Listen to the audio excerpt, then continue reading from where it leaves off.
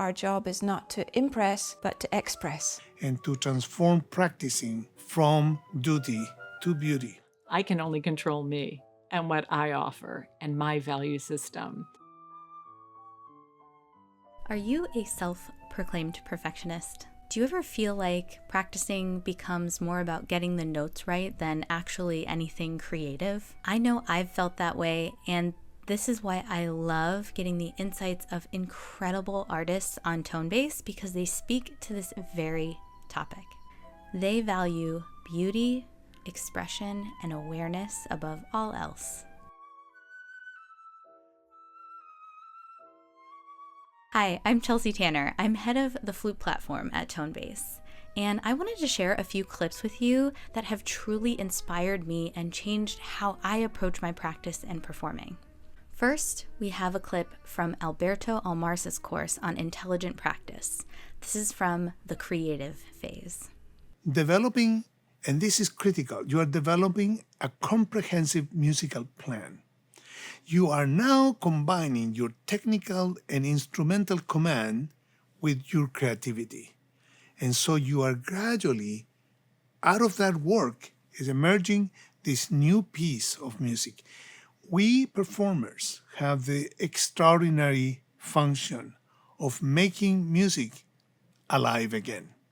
So we take what it was given to us by composers, we impregnate that with our understanding, our intuition, our emotions, our intelligence, our physical and mental skills, and we make it alive again, and we bring that to the audience. It's a wonderful thing to do, and it's very rewarding, but you need to be engaged as a whole. It's not just emotions for you, it's the emotions in a much greater context and way more than emotions. We are developing then a set of artistic decisions that are shaping this piece into that creation in which we revive the music, right? And so all those artistic decisions, coupled with developing musical characters. So developing what I call inspirational labels and what I call control labels is an essential part of this process. And I'm going to go deeper into that. But I just want to give you a sense that on this second phase, the creative phase, is where you're going to get the greatest reward of your individual practicing. But it can't be done without the previous phase of analytical solutions to problems. Okay? So it's in this phase where you start impregnating the music with your own ideas and personality. This is when the music becomes yours. And it's an awesome responsibility. It's a beautiful responsibility. And it takes some work. But it's here where your motivation will also go up, because now you're not doing just duty, you are doing beauty. Okay? So it's the path that allows you to transition and to transform practicing from duty to beauty. And it's a fundamental different mindset in how you practice and how you embrace practicing as probably the most important moment in your daily life, when you are in contact, you alone, you are in contact with your beloved music. And that has made a difference for a lot of people, myself included. That is not about fulfilling your workload.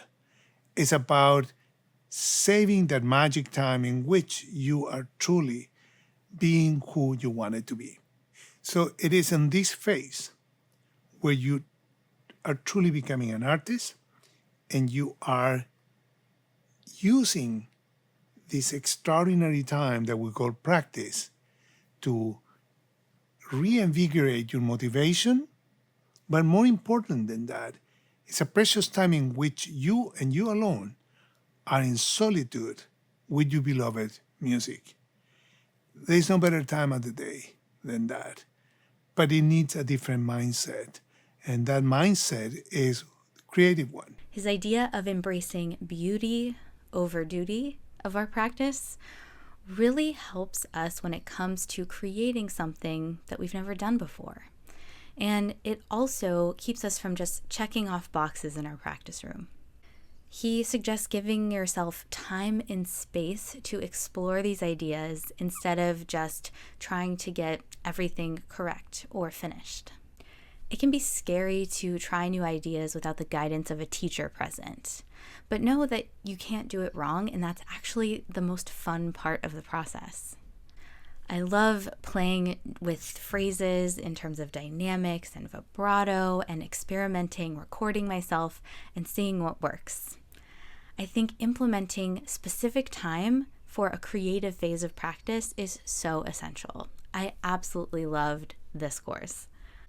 Lorna McGee says something similar in her course on the art of phrasing. So I'd like to start off our class on phrasing by reminding you that you are an artist of the breath. As flute players, our medium is the breath. Just as for painters, their medium is paint. For sculptors, it might be clay. For us, it's the breath. That's the raw material for our expression. So how do we turn the breath, how do we turn our sound into meaning? And I want to share with you this beautiful Toni Morrison quotation that helps remind me of what my role is as a performer, as a flute player. So I'm just going to read my quotation here.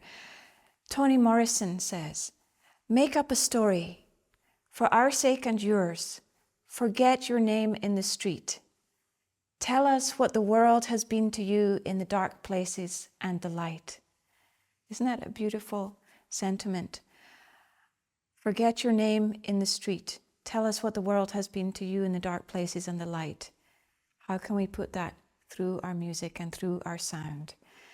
One other thing that I love to remind myself and remind my students in this often high-pressured classical music world, just to always remember our job is not to impress, but to express.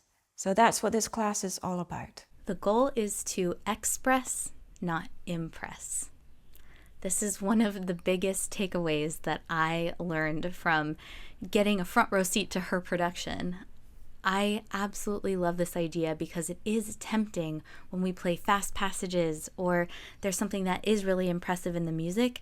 We can lose sight of the larger phrase, the larger idea, or the message that we're trying to convey to our audience. Much like Alberto Almarza said in his course, there is a beauty of you as a player coming together with this piece of repertoire at this point in time. And I think if we're just trying to check off boxes, we are not putting our full creative selves into the process of making music. And that's such a lost opportunity, in my opinion. I think chasing perfection in general is a slippery slope, and it can be a trap that a lot of us fall into. Speaking of perfection, here is a clip of Marianne Gadigian's course on how to approach orchestral excerpts. Let's search for absolute reliability so that people, when they hear us in auditions, they say, I can count on that player. Let's search for some excitement, some risk-taking, a player that people would want to sit next to, that they understand has an awareness of their value. They show that because they shade back in a passage and then step to the fore. Think that Carmen Entr'acte, when the clarinet comes in and we wither away so that we make space for the clarinetist. Think in those terms. Think of being, again, that good citizen. People will hear that. Yes, there will be those people that say, it was out of time. It was out of tune. They missed a note. I can't control them. I can only control me and what I offer and my value system. And I know teaching perfection is unvalued by me and will do nothing but make people more stressed out and imperfect in the long run. So have fun when you practice these excerpts. Be curious. Be imaginative. Explore. Yes, there are traditions in this music. Yes, and we want to adhere to some of those traditions, maybe most of those traditions, but it doesn't mean you can't turn a phrase a new way. It doesn't mean you can't lilt or make a different sound or choose a different inflection or tongue stroke or vibrato or whatever than people before you have done. If you've done your score study and you've digested your harmony, your harmonic rhythm, your situations, then you're going to speak your words poignantly. So do so and commit yourself and have fun.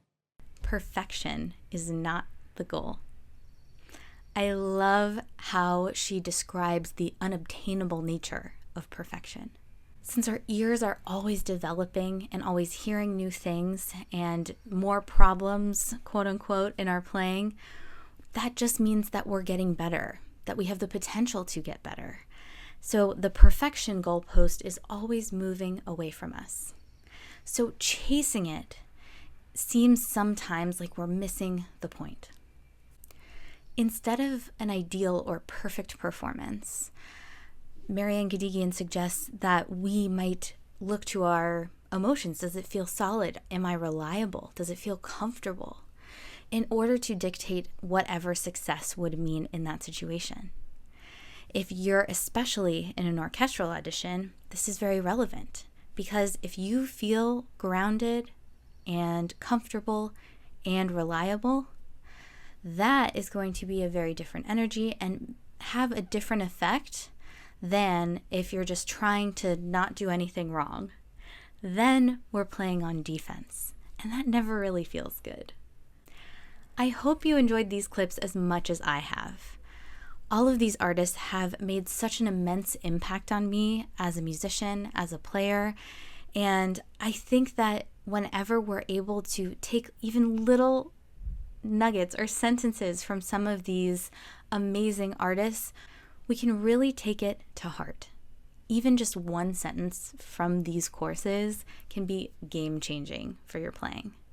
So I hope you'll join me on Tonebase. Feel free to start your 14-day trial and check out these courses. You won't want to miss it.